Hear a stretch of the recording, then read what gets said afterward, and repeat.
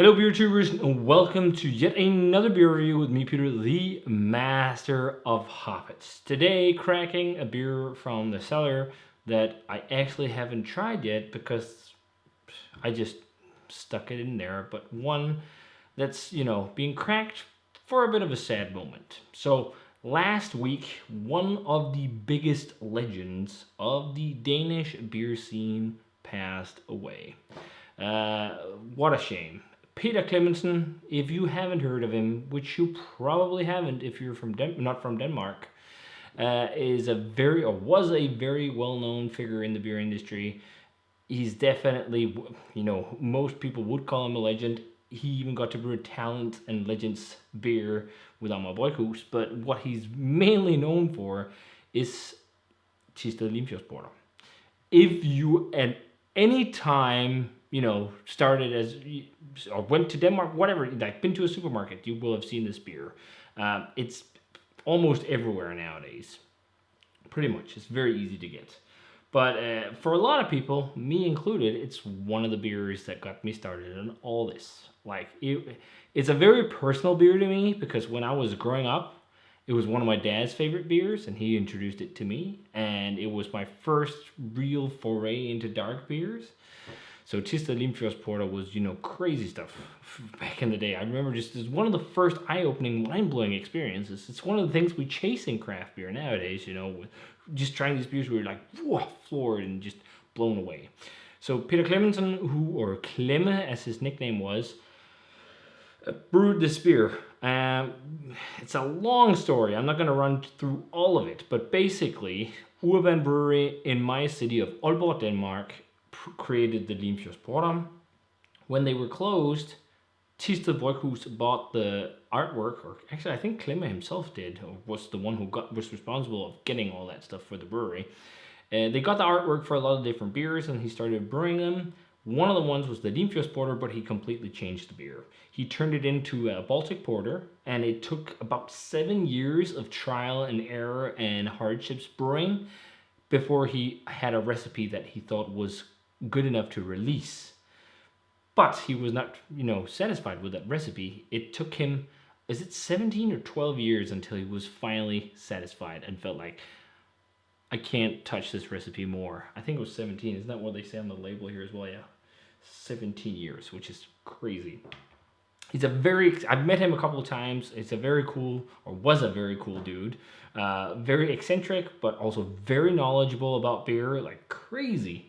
I mean, knew so much about beer and 100% honest. Always 100% honest. And it's one of those things when I met him the first time was serving beer I brewed. And when you serve beer you brew to a person that is a legend like this in your given beer scene, it's a bit daunting. And his first comment was like, this lager is made with dry yeast. I don't like it. I was like, okay. It's like, just like he just smelled it and he's like, is this dry yeast? I was like, yeah. And he tried it. Yeah, it's dry yeast. I don't like it. It was a bit fun. Later, he's visited the brewery I work at many times since, and I've gotten a positive comment, and that was it's drinkable, which is fun.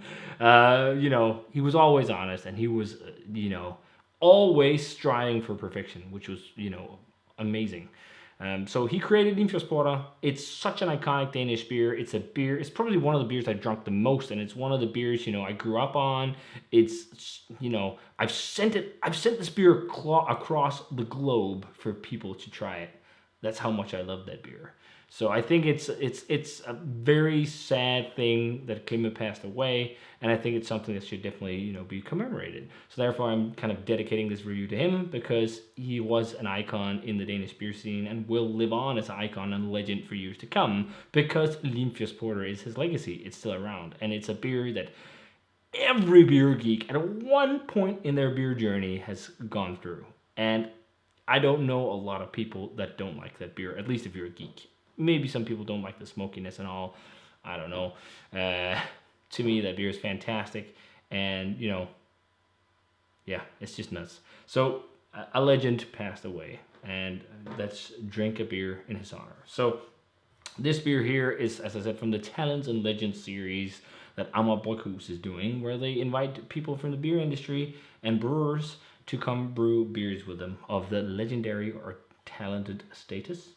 And yeah, this one is called the legendary Klemme. This is a 10% oaked black stone ale.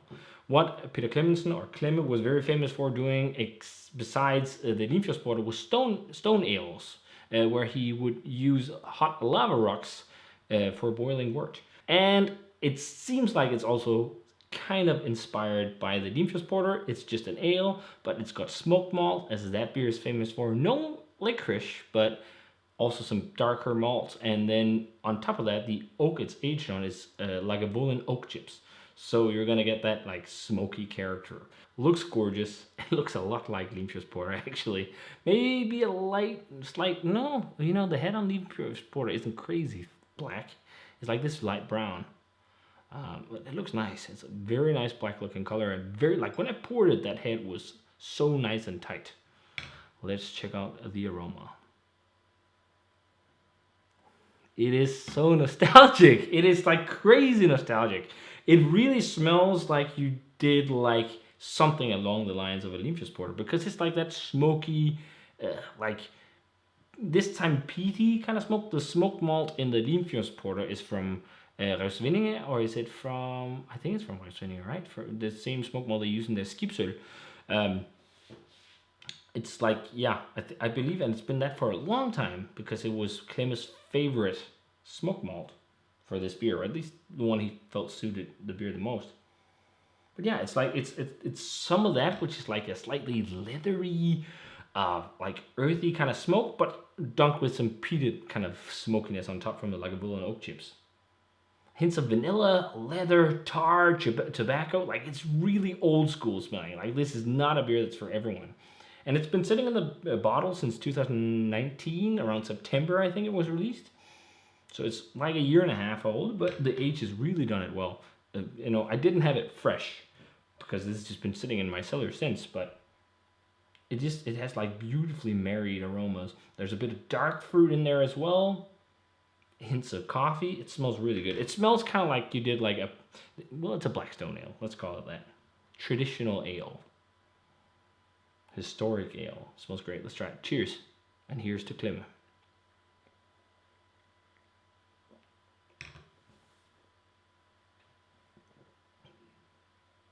Oh, that's a beer with edges.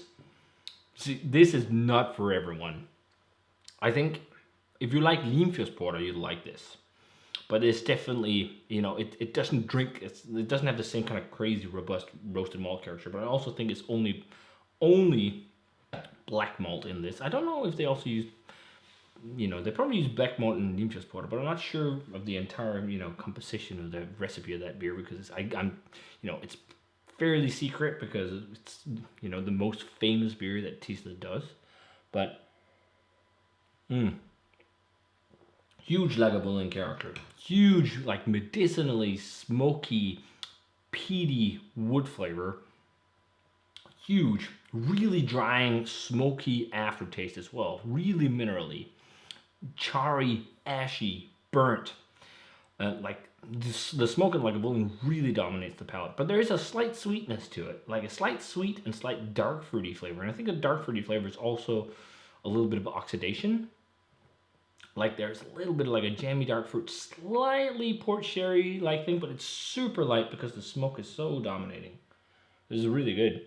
It's definitely, it's kind of like if Klemme got to do a stone beer where he went nuts.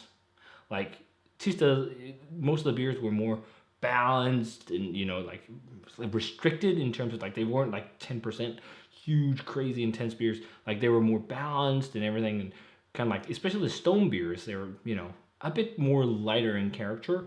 And I think the only one that was really kind of this caliber, maybe just a little bit less, is the Limfjordsporter, because it just felt like if Klemme just went total apeshit and went nuts with a crazy, intense version of the stone beer, which is awesome.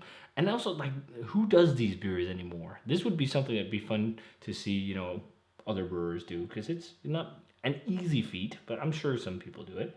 And this is very good. There's a hint of vanilla to it as well.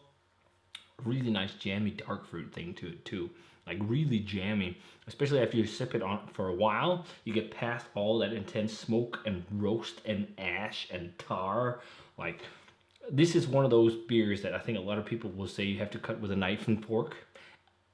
That's like a saying, but usually that's, at least in this case, is probably, you know, because it's so intense and bold with these dark, roasty, sharp flavors. It's not because it's the thickest beer as well, but it's soft and it's velvety and it's slick, kind of like Limfjordsporter. That's the same kind of mouthfeel in that beer as well. You definitely see inspirations between, you know, that beer and his stone beers and whatnot. Just gone a bit nuts. It's really tasty. Like, if you like smoky beers, if you like peaty beers, this is really nice. I don't know where you'd find bottles of this now, though. You know, you'd have to try and Google it. I'm pretty sure you can probably find some somewhere. I'm hoping, because this is drinking really nicely. In terms of a grade, even though it's a weird grading a beer after, you know, the person has passed. But, you know, I'll say early 90s, like 92, 93. It's really good, and I think the age did it well. It's not like mind-blowing, but, you know, it's just, it is what it is. It's super well-made beer, and it's just screams Klemme. It's a bit perplexing and weird to do a video like this. I don't think I've done anything like this before, like commemorating a person. Like, I feel a bit odd about it, doing it. I don't know why, but I just felt like I had to do it because I feel like I owe, you know, Klemmes in some way a lot, because it's one of the beers that got me into craft beer. His master creation is one of the beers that got me into craft beer. It's you know, I feel like I needed to just, you know, do some kind of tribute video to him, because having you know, made a beer like that, that's such a big legend. It's you know, it's crazy, you know. So yeah, a bit weird video. I might be a bit like weird about it, but I've never done stuff like this before, and done like a tribute to a person who's passed, and it's a sad thing. May he rest in peace, and I hope you guys get to check out the famous beer he did, Limfjordsporter, and especially also this collab and other collabs he's done. You know, there are a lot of people who probably still sit on beers like Rongedor or Røngedyr, or some of the limited one-offs he did at Tisted. So yeah, here's to Peter Klemmensen, fantastic brewmaster, and helped me get into craft beer and beer in general, which is amazing, with his famous Limfjordsporter. So cheers, guys, and yeah, see you guys in another beer review.